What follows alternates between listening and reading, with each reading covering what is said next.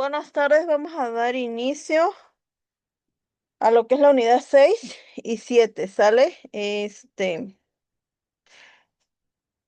esta unidad vamos a ver sobre los problemas planteados por el sistema. Voy a...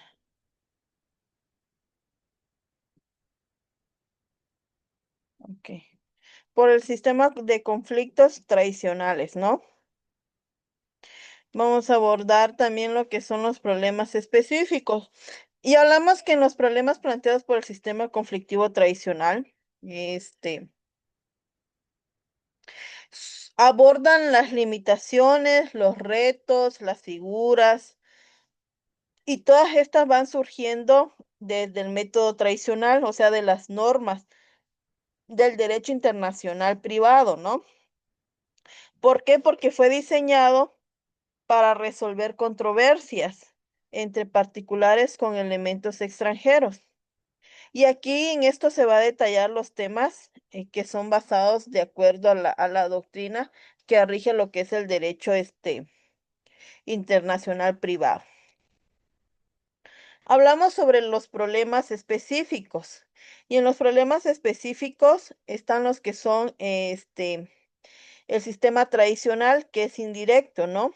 Que ésta va a buscar aplicar las leyes adecuadas a una relación jurídica, pero también va a surgir obstáculos cuando la aplicación de una ley extranjera choca con una orden judicial local, ¿no? O sea que es inexplicable o se utiliza indebidamente. También hablamos que existen principios y en una de esas está lo que es lo que son los conflictos de calificación, que es la que va a determinar qué derecho define la naturaleza jurídica de la relación. O sea, si es un bien, es mueble o es inmueble, ¿no? Y en los conflictos móviles, cuando los puntos de conexión cambia de lugar, o sea que va a cambiar del domicilio o de nacionalidad, ¿no? Ya sea durante la relación jurídica.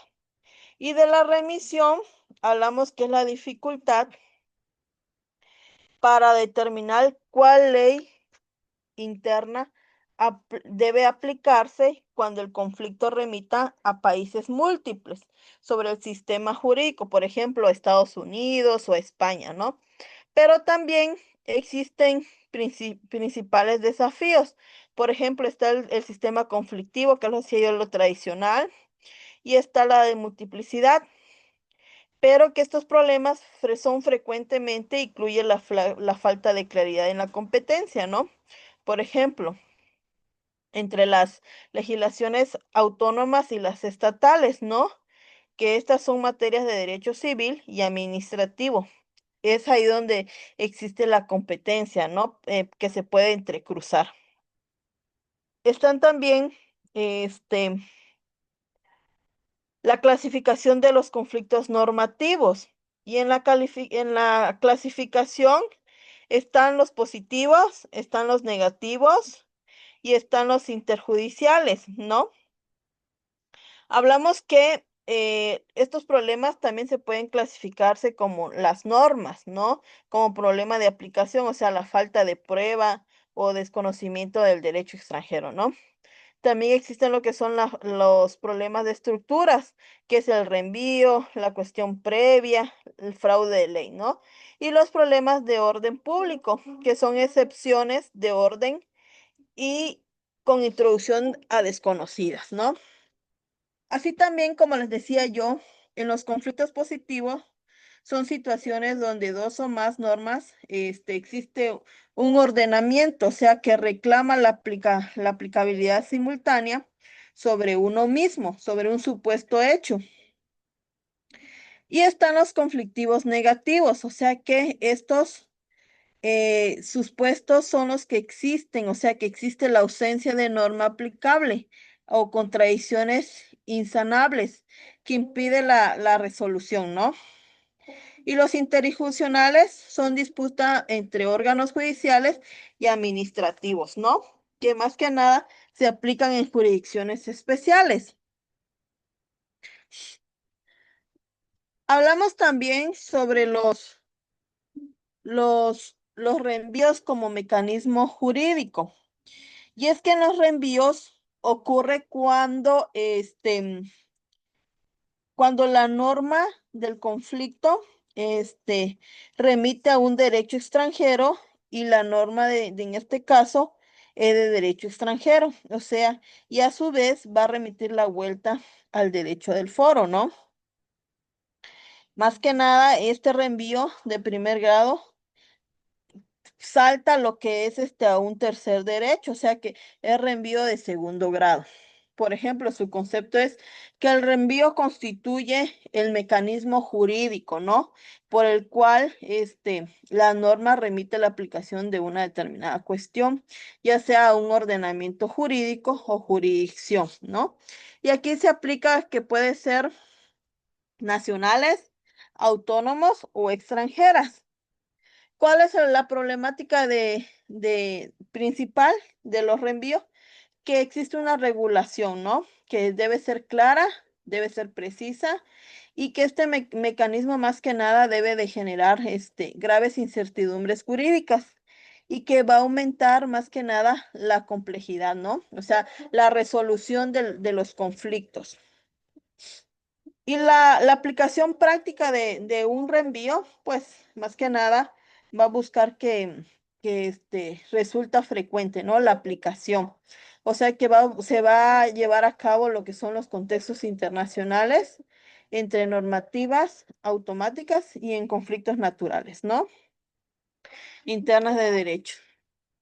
En la cuestión previa, hablamos que se presenta cuando la solución de un asunto principal, o sea, ya sea la validez del matrimonio, depende de la resolución, ¿no?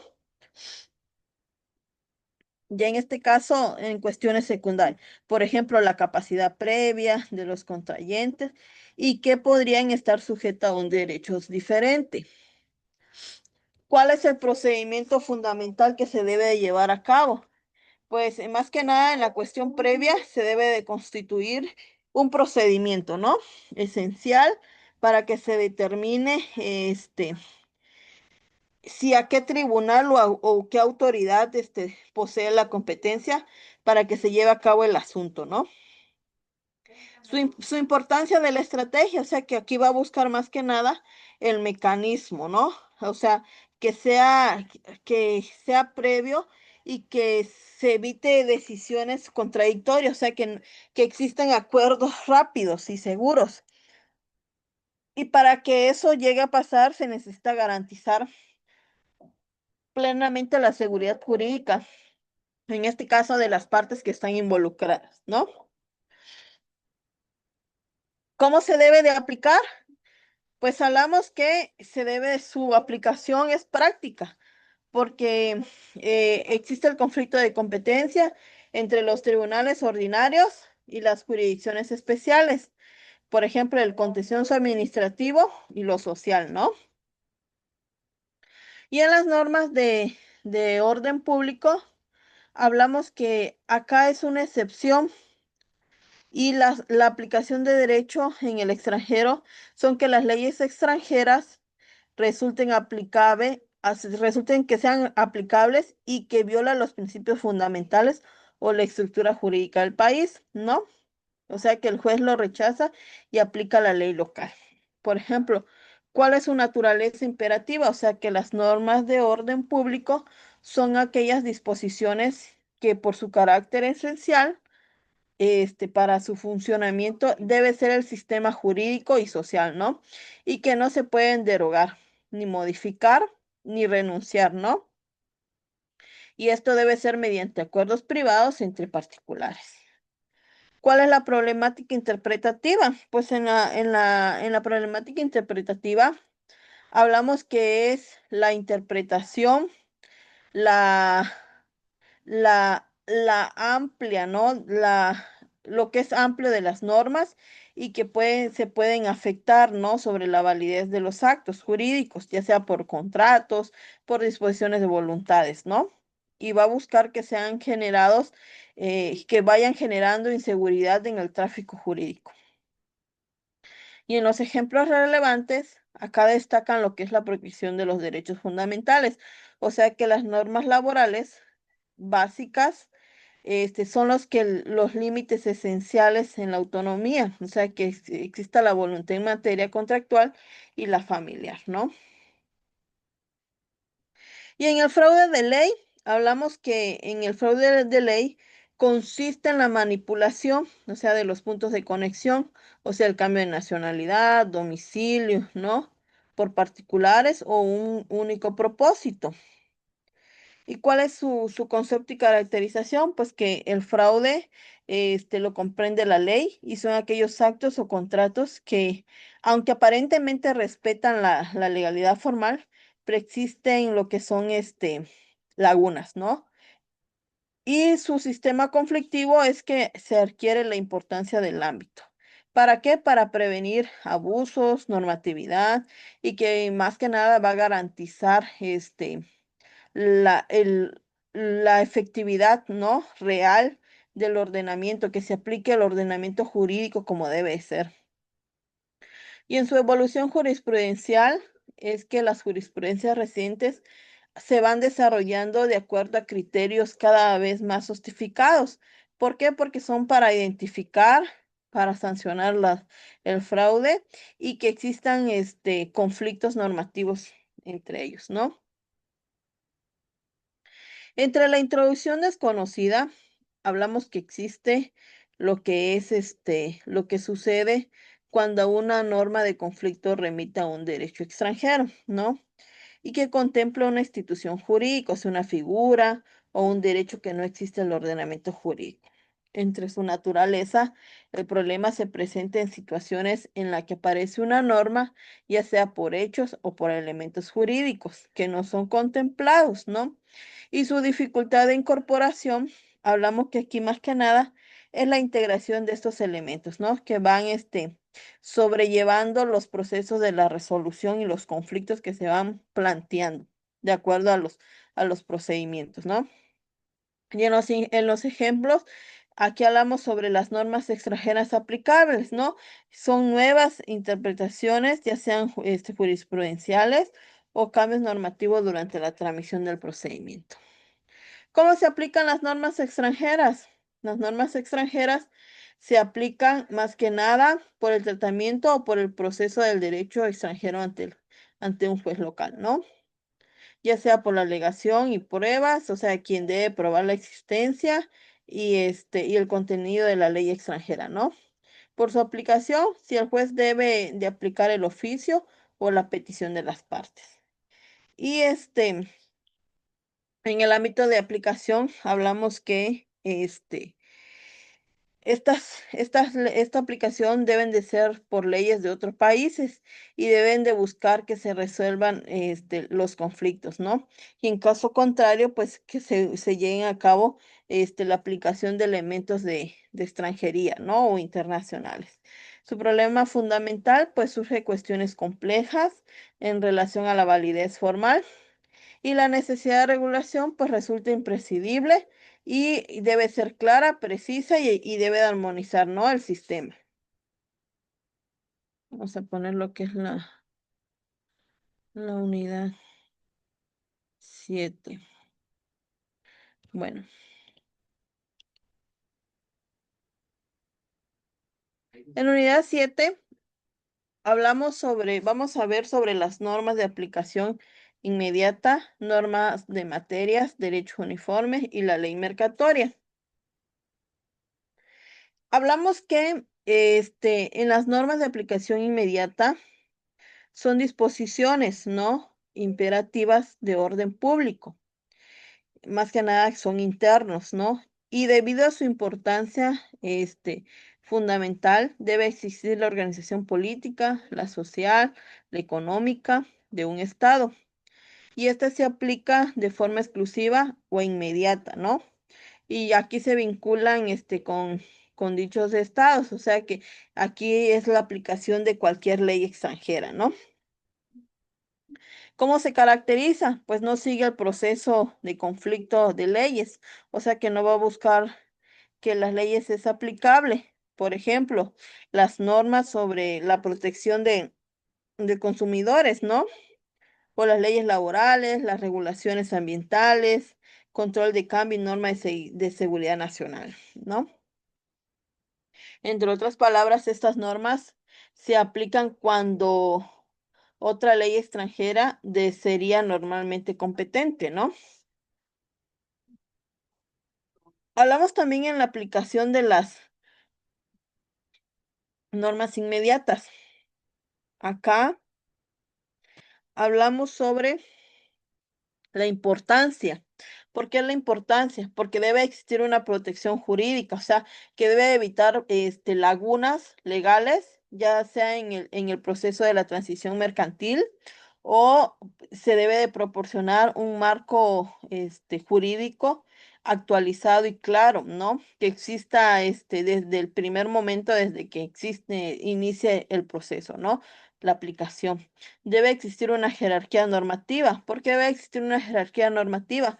Porque esta va a buscar la prioridad, o sea que va a ser absoluta sobre todas las normas y sobre todas las leyes extranjeras, ¿no? Que puedan ser aplicables. Y en el fundamento legal nos pegamos a lo que establece lo que es el artículo del Código de Comercio. ¿Por qué? Porque esta va a regular los actos de comercio y va a establecer su jerarquía normativa, ¿no? Que es aplicable. En las normas de materia, en las normas materiales son aquellas reglas de derechos internos, ¿no? Que son creadas especialmente para regir una situación privada, o sea, que sea internacional y se le va a buscar dándole una solución directa, ¿no? Y de fondo. ¿Cuál va a ser su objetivo? Pues resolver el fondo del asunto inmediato. ¿Cuál es la diferencia? Que a diferencia de las normas de conflictos que se dice que la ley se aplica, las normas materiales se dice cómo se resuelve el conflicto, ¿no? Por ejemplo, aquí en las normas materiales existen partes. Está el contrato mercantil, que los contratos mercantiles van a regular la formación, la ejecución y la extinción de acuerdos comerciales. Y también existen lo que son obligaciones mercantiles. ¿Y cuáles son esas obligaciones mercantiles? Que se van a establecer deberes y derechos entre comerciantes y empresas, ¿no? Y entre sociedades mercantiles son aquellas que definen, las que van a estructurar, las que se constituyen y que tienen un funcionamiento corporativo, ¿no? Y en las leyes especiales, pues son los códigos de comercio que son en materia aplicable. En su función y alcance de las normas, hablamos que existe, las normas materiales, perdón, existe el cumplimiento de obligaciones. Y en el cumplimiento de obligaciones se debe de cumplir la obligación mercantil, se debe establecer el plazo, la forma de pago, la garantía y la consecuencia en caso de incumplimiento, ¿no? Pero también existe lo que es la regulación sociatoria. Y esta sociatoria es prácticamente la ley general de sociedades mercantiles. ¿Por qué? Porque es la que va a regular minuciosamente la estructura y el funcionamiento de las sociedades, ¿no? ¿Y qué debe incluir una sociedad? Debe estar la constitución de la sociedad. Debe tener un capital social mínimo. Debe tener un órgano de administración y de gobierno. Debe existir la responsabilidad de administradores y los socios, ¿no? Y como último debe tener la transformación, la fusión y la disolución, ¿vale? Esos son los puntos importantes para que se lleve a cabo lo que es una sociedad mercantil. En los derechos de uniforme, hablamos que este derecho de uniforme es la unificación de derechos entre los estados, ¿no? Más que nada, son mediante convenciones internacionales, leyes modales o guías legislativas, y su objetivo es que los países participen y adopten las mismas sustantivas, ¿no? Por ejemplo, el convenio de Ginebra que se llevó a cabo en 1930, sobre los títulos y valores, la Convención de Viena sobre compraventa internacional de mercadería y leyes modales del código, ¿no? Y en la ley de ¿cuáles son las ventajas de los derechos uniformes? Que existe la reducción de conflictos, ¿no? O sea, que aquí va a buscar la minición, que se minimicen los conflictos de ley, que exista la seguridad jurídica, o sea, que va a proporcionar seguridad y que se visualicen las partes, ¿no? Que las que van a participar y la autonomía de las partes, que pues más que nada se apliquen las reglas comunes y en caso de que existan partes deban renunciar a su autonomía, ¿no? Y en la ley mercatoria hablamos que esta ley busca lo que es el conjunto más que nada de principios, de reglas, de usos y costumbres, ¿no? O sea que del comercio internacional y va a regular sus transacciones, ¿no? Esta busca más que nada las fronteras nacionales. Por ejemplo, se regula por el comercio internacional, ya sea como les decía yo de hace rato, por usos y costumbres, por principios generales del derecho y por reglas creadas por lo particular y los laudos arbitrales, ¿no? O sea que en otras,